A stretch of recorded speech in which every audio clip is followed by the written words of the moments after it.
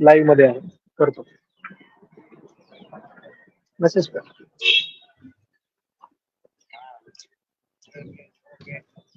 नमस्कार. अपात्र आमदारांची सुनावणी जी आहे ती विधान भवनामध्ये सुरू आहे. राहुल नार्वेकर आजपासून सलग 4 ते 5 दिवस ही सुनावणी जी आहे ते घेणार आहे. आणि या सुनावणीमध्ये अत्यंत इंटरेस्टिंग माहिती जी आहे ते पुढे येते. क्रॉस क्वेश्चनिंग मध्ये उलट तपासणीमध्ये सुनील प्रभू हैराण झाल्याचे चित्र पाहायला मिळते. आधीच्या सुनावणीमध्ये सुनील प्रभू यांना जे प्रश्न विचारण्यात आले होते ते रिलेव्हंट प्रश्न म्हणजे त्याचा दावा जो आहे तो उद्धव ठाकरे गटाचे जे वकील आहेत त्यांनी केला होता. आज पुन्हा एकदा ही सुनावणी झाली आणि सगळ्यात महत्वाचं पुन्हा एकदा सुनील प्रभू यांची उलट तपासणी होते. ओम देशमुख या सर्व घटनांवर लक्ष ठेवून आहेत आणि नेमकं सुनावणीमध्ये काय होते याविषयी मी चर्चा करणार आहे. ओम, आजच्या सुनावणीमध्ये सुद्धा सुनील प्रभू यांना अनेक प्रश्न जे आहेत ते विचारण्यात आलेले असं कळतंय. आणि सगळ्यात महत्वाचं, तुम्ही राष्ट्रप्रेमी आहात की राष्ट्रद्रोही आहात असा प्रश्नही त्यांना विचारण्यात आलाय. आजपासूनची सुनावणी सकाळी कशी सुरू आहे? पहिल्यांदा सर, तुम्ही जो मुद्दा उपस्थित केला तो म्हणजे राष्ट्रप्रेमी की राष्ट्रद्रोही आहात, त्याचा संदर्भ असा होता की जेव्हा सुनील प्रभू यांना विचारण्यात आलं की जे आमदार सुरतला गेले होते आणि त्यावेळेला जी अपात्रतेची कारवाई, जी एकनाथ शिंदेना पदावरून बाजूला करण्याची जी मोहीम राबवण्यात आली, त्याचा आधार काय होता, तर तेव्हा त्यांनी असं सांगितलं की मीडिया रिपोर्ट्स मध्ये ही माहिती येत होती आणि काही राष्ट्रीय शक्ती यामध्ये सहभागी असल्याचा आम्हाला संशय होता. त्या आधारे राज्यामध्ये सरकार अस्थिर करण्याचे प्रयत्न सुरू आहेत असा आम्हाला संशय आला. तेव्हा महेश जेठमलानी यांनी हे विधान केलं की नॅशनल पॉवर्स, राष्ट्रीय शक्ती आणि राष्ट्रविरोधी शक्ती, अशा प्रकारचा एक शाब्दिक कोटी त्यांनी केली आणि तिथून हलकसं वातावरण तिथे निर्माण झालं. तुम्ही जो प्रश्न उपस्थित केला तो म्हणजे आजच्या सुनावणीच्या संदर्भामध्ये 21 जून हा जो महत्वाचा दिवस आहे, या 21 जूनच्या दिवशी वर्षा या तत्कालीन मुख्यमंत्री उद्धव ठाकरे यांच्या शासकीय निवासस्थानी जी बैठक झाली, जी बैठक कथित स्वरूपात बैठक मानली जाते, त्या बैठकीमध्ये ज्या गोष्टी घडल्या त्यावरून गेल्या अनेक दिवसांपासून, जेव्हापासून सुनावणी सुरू झाली तेव्हापासून सगळा जो चर्चेचा मुख्य केंद्र आहे ती त्या बैठकीवर अवलंबून आहे. त्या बैठकीतल्या घडामोडींना कोट करून या सगळ्या गोष्टी ची चर्चा होते, उलट तपासणी घेतली जाते. जो ठराव 21 जूनच्या बैठकीमध्ये तयार करण्यात आला तत्कालीन मुख्यमंत्री आणि पक्षप्रमुख उद्धव ठाकरे यांच्या वर्षा या शासकीय निवासस्थानी, त्या ठरावाची प्रत कुणी बनवली, कधी बनवली आणि कुठे सादर केली याबाबत प्रश्न विचारण्यात आला. अगदी सुरुवातीच्या जेव्हा काही मिनिट्स झाली होती तेव्हा ही प्रत उद्धव ठाकरेंनी तत्कालीन पक्षप्रमुख म्हणून सादर केली, उपाध्यक्षांकडे सादर केली. याबाबत काही महेश जेठमलानी यांनी जे थेट प्रश्न विचारले ते नेमके काय होते सुनील प्रभू यांना? 21 तारखेच्या वर्षा निवासस्थानी उद्धव ठाकरे जेव्हा मुख्यमंत्री असताना जी बैठक झाली, म्हणजे प्रश्न काय होता?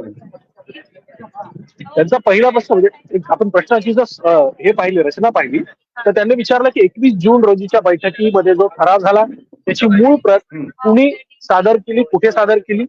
त्यानंतर त्यांनी असं विचारलं की जो अशा प्रकारे पारित केलेला ठराव होता, असा प्रस्ताव, असा ठराव अध्यक्षांकडे सादर करणं आवश्यक आहे का, तशी काही प्रथा आहे का, तसा तो ठराव सादर करणं हा काही कारवाईचा भाग आहे का.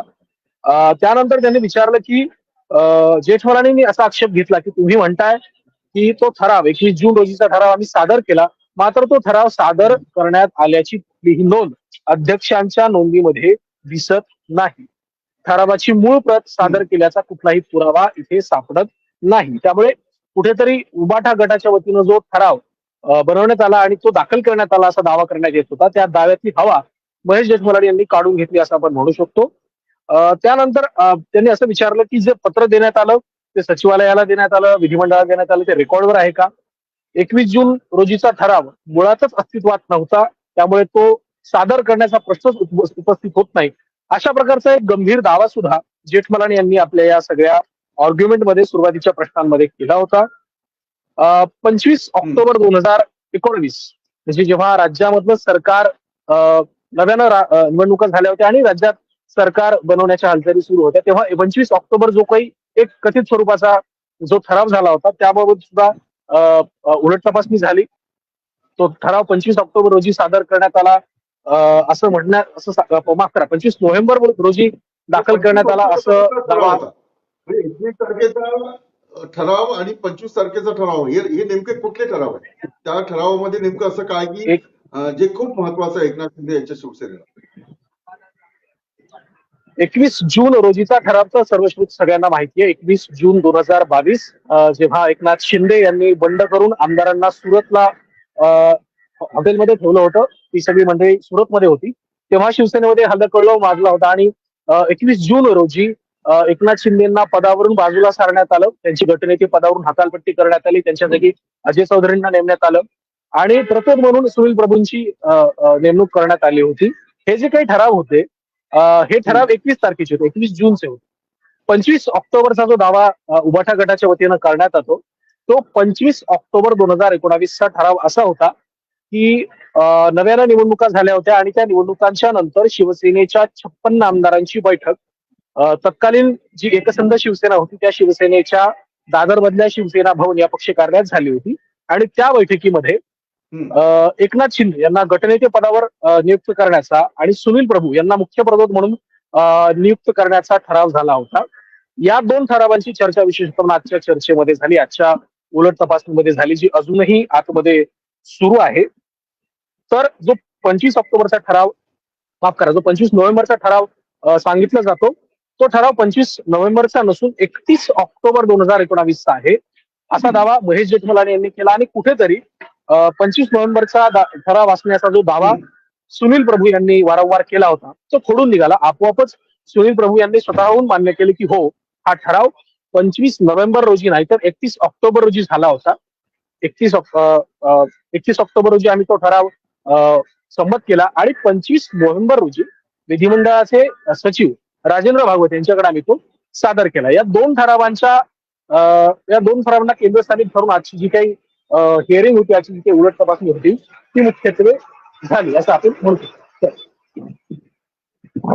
बिलकुल. ओम, आणखी एक महत्वाचं, मागच्या वेळेला सुनील प्रभू जे आहेत ते थोडे गडबडले होते. आता ते गडबडले की ते पूर्ण तयारी करून आले? 2-3 दिवसाच्या सुट्ट्या होत्या त्यानुसार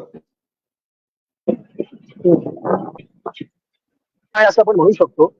पूर्वी ते थोडे गडबडायचे, पण आज त्यांनी त्यांचं उत्तर आज थोडं अंडरलाईन करावं असं होतं. ते काही निवडक प्रश्नांच्या उत्तरांमध्ये ते रेकॉर्डवर आहे अशा स्वरूपाचं उत्तर देत होते. काही बैठका झाल्या का, त्यामध्ये या घडामोडी घडल्या का, किंवा हे खोटं आहे का, हे खरं आहे का, अशी जेव्हा त्यांना क्रॉस क्वेश्चन्स करण्यात आले तेव्हा त्यांनी हे सगळं रेकॉर्डवर आहे या 3 अक्षरांमध्ये प्रश्नांची उत्तरं दिली. त्यातून उपप्रश्न निर्माण होऊ नयेत करायचे हा त्यांचा कयास असावा, तो काही अंशी सफल झाला असं आपण म्हणू शकतो. पण तुलनेनं मागच्या सुनावणीच्या पेक्षा आज सुनील प्रभू थोडेसे तयारीने आले होते, थोडीशी त्यांनी तयारी केली होती जेणेकरून त्या अडचणी घेऊ नयेत, असं एकंदर आजचं चित्र होतं. सर हा, ओम, आणखी एक महत्वाची, आजच्या सुनावणीला कोण कोण उपस्थित आहे आणि सगळ्यात महत्वाचं, या सुनावणीकडे कुणाचं जास्त लक्ष लागलं? एकनाथ शिंदे गटाचं आहे की उद्धव ठाकरेच्या शिवसेनेचं आहे? तुम्ही जो पहिला प्रश्न विचारला तर आजच्या बैठकीला निश्चितच निर्विवादपणे सुनील प्रभू ज्यांची सध्या उलट तपासणी सुरू आहे. हो हो हो, तुम्ही जो प्रश्न विचारला तर आजच्या सुनावणीला मुख्यत्वे सुनील प्रभू ज्यांची उलट तपासणी सुरू आहे ते उपस्थित आहेत, क्रमांक 1. नंबर 2 म्हणजे शिवसेनेचे नेते, उबाठा गटाचे नेते अनिल परब, अजय चौधरी काही काळ उपस्थित होते. त्यानंतर आपले अजय चौधरी होते, अनिल परब होते, त्यानंतर आपल्या अनिल देसाई होते, खासदार अनिल देसाई. ही सगळी मंडळी आज त्या ठिकाणी सुनावणीसाठी उपस्थित होती. दुसरा प्रश्न तुमचा विचारला की या सुनावणीकडे सध्या कोणाचं लक्ष आहे, तर आपण असं म्हणू शकतो की सध्या या सुनावणीकडे उबाठा गटाचं लक्ष. आजच्या दिवसाची सुनावणी म्हणजे आज उलट तपासणी 3 दिवस गोंधळलेले होते सुनील प्रभू, पण आता सुनील प्रभू गोंधळले नाहीये, ते फक्त एका वाक्यात उत्तर देतात, ते सगळं ऑन रेकॉर्डवर आहे. याच्या आधी उपप्रश्नांनी हैराण झाले होते सुनील प्रभू. तर आजच्या सुनावणीच्या दृष्टीने एकनाथ शिंदे गटाने काही तयारी केलेली दिसते की उद्धव ठाकरे यांच्या शिवसेनेने तयारी केलेली दिसते? नाही, सध्या सुनावणी ही मुळातच उद्धव ठाकरे गटाची आहे, त्यामुळे सुनील प्रभू काहीशी तयारीनं आलेत असं दिसतं. कदाचित नेट प्रॅक्टिस त्यांनी केली असावी या सगळ्या बाउन्सर्सची, कारण महेश जेठमलानी हे मुरलेले वकील आहेत.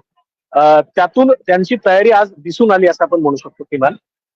जो प्रश्न तुम्ही विचारलात की निश्चितपणे आज जी सुनावणी पार पडली किंवा जी सुनावणी आतमध्ये होते त्यामध्ये विशेषत्वानं उद्धव ठाकरे गटाला थोडीशी तयारी अजून करणं आवश्यक दिसतंय. कारण दोन उत्तरं खास करून त्यांची निश्चित स्वरूपात ठरलेली आहेत. ती म्हणजे हे सगळं ऑन रेकॉर्ड आहे आणि दुसरं म्हणजे हे खोटं आहे. अशा प्रकारची दोन उत्तरं ही त्यांची निश्चितपणे आपल्याला ऐकायला मिळत आहेत. सर,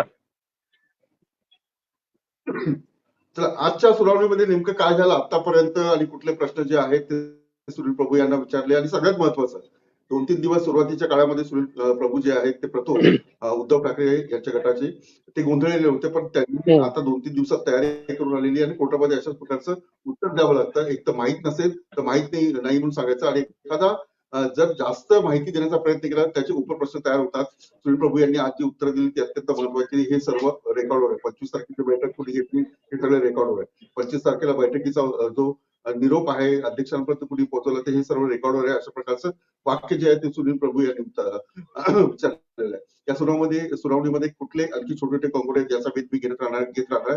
धन्यवाद ओम देशमुख या चर्चेत सहभागी झाला. सगळ्या सुनावणीकडे तुम्हाला पुन्हा भेटेल. हा बोला हो. जी जी जी जी सर. ज्या सत्ता संघर्षावरून ही सुनावणी हा सगळा केस प्रसंग सुरू झालाय त्याची व्याप्ती आता थेट शिवसेना पक्षप्रमुख आणि शिवसेना प्रमुख या पदांना असलेल्या अधिकारांपर्यंत पोहोचली आहे असंही एका प्रश्नामध्ये दिसून आलं. जेव्हा महेश जेठमलानी यांनी हा प्रश्न उपस्थित केला की एक गटनेत्याची नियुक्ती आणि प्रतोदची नियुक्ती ही जरी पक्षाच्या प्रमुखांकडनं केली जात असली तरी त्याला मान्यता ही सरते शेवटी विधानसभा अध्यक्षांकडनं दिली जाते. अशाच प्रकारचं काही त्यांचं एक स्टेटमेंट होतं. यामध्ये अशा प्रकारचा एक दावा महेश जेठमलानी यांनी केला की ज्या दोन घटना उद्धव ठाकरे गट आणि एकनाथ शिंदे गटाच्या वतीनं निवडणूक आयोग आणि विधानसभा अध्यक्षांच्या समोर ठेवण्यात आलेल्या आहेत त्या घटनांचा अभ्यास करता विधानसभा माफ करा त्या घटनांचा अभ्यास करता शिवसेना पक्षप्रमुख आणि शिवसेना प्रमुख या दोन्ही पदांना गटनेता किंवा प्रतोद किंवा मुख्य पदाधिकाऱ्यांच्या नेमणुका करण्याचा कुठलाही अधिकार नाही असं सुद्धा एक ब्रीफ या आजच्या चर्चेमध्ये आजच्या या उलट तपासणीमध्ये समोर आलं होतं. त्यामुळे आता या प्रकरणाची व्याप्ती कुठपर्यंत नेमकी जाते, शिवसेनेची घटना दुरुस्ती झाली होती त्याचाही संदर्भ आजच्या सुनावणीमध्ये आपल्याला पाहायला मिळाला होता. त्यामुळे आता व्याप्ती या प्रकरणाची व्याप्ती कुठपर्यंत पोहोचते हे पाहणं आपल्यासाठी महत्वाचं ठरलं. सर, म्हणजे हा प्रश्न आहे की एकनाथ शिंदे यांना गटनेता कोणी ठरवलं, पक्षाने ठरवलं, कोणी ठरवलं, हा मुद्दा सुद्धा चर्चेला आला होता. ज्या वेळेला 25 ऑक्टोबरच्या ठरावाची चर्चा सुरू झाली, 25 नोव्हेंबरच्या 31 ऑक्टोबरला जी बैठक झाली ज्यामध्ये 56 आमदारांच्या उपस्थितीमध्ये ठराव संमत करण्यात आला आणि त्यामध्ये एकनाथ शिंदेची गटनेता म्हणून नियुक्ती करण्यात आली होती आणि सुनील प्रभूंना प्रतोद म्हणून नेमण्यात आलं होतं. या बैठकीचा आधार देत सुनील प्रभूंनी असं सांगितलं की पक्षाच्या अध्यक्षांना पक्षाच्या प्रमुखांना म्हणजे उद्धव ठाकरेंना गटनेता आणि प्रतोद ठरवण्याचा अधिकार आहे. तेव्हा जेठमलानी यांनी आक्षेप घेतला आणि असं म्हटलं की ज्या दोन घटना जसं मी पूर्वी सांगितलं की ज्या दोन घटना दोनही गटाच्या घटना निवडणूक आयोग आणि विधानसभा अध्यक्षांच्या समोर आहेत त्यानुसार शिवसेना पक्ष प्रमुख आणि शिवसेना प्रमुख या दोनही पदांना पदाधिकाऱ्यांच्या म्हणजे काही विशिष्ट पदाधिकाऱ्यांच्या नेमणुका करण्याचा अधिकार नाही. त्यामुळे आता हा वाद किंवा हे सगळं प्रकरण थेट शिवसेना पक्ष प्रमुखांच्या आणि प्रमुखांच्या अधिकार कक्षेपर्यंत जाऊन पोहोचतंय की काय अशी एक शक्यता आता निर्माण झाली. सर, बिलकुल. खूप खूप धन्यवाद ओम देशमुख या सगळ्या सुनावणीकडे लक्ष ठेवून आहेत आणि याची काही अपडेट असतील तर मी तुम्हाला भेट देतच राहील. मी इथेच सांगतो आपण बाजार नक्कीच मार्च